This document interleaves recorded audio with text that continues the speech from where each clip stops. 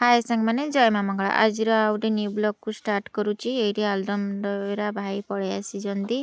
ଆଜି ଯେହେତୁ ମୋର ମନେ ହେଉଥିଲେ ଆଳୁଦମ ଦହିବରାଟା କେଉଁଠି ମିଳନ୍ତାନି ଏଠି ଯାଇ ଖାଆନ୍ତି କି ଆଉ ବଜାରକୁ ଚାଲି ଚାଲିଯିବ ଥାଉ ଦେଖିଲା ବେଳକୁ ଭାଇ ପୁଣି ପଳେଇ ଆସିଛନ୍ତି ଗାଁକୁ।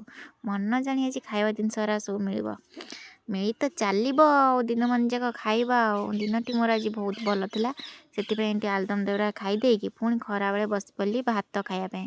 ଲେମ୍ବୁ ପାଗ କୋବି ତରକାରୀ ଡାଲି ଭାତ ଟିକେ ଖାଇଦେଲୁ ସମସ୍ତେ ମିଶିକି।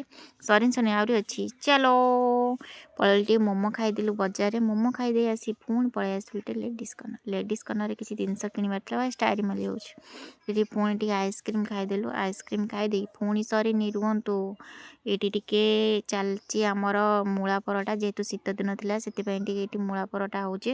ଗରମ ଗରମ ମୂଳା ପରଟା ଖାଇଦେଇ ମୂଳା ପରଟାର ଟିକେ ମଜା ନେଇଗଲି।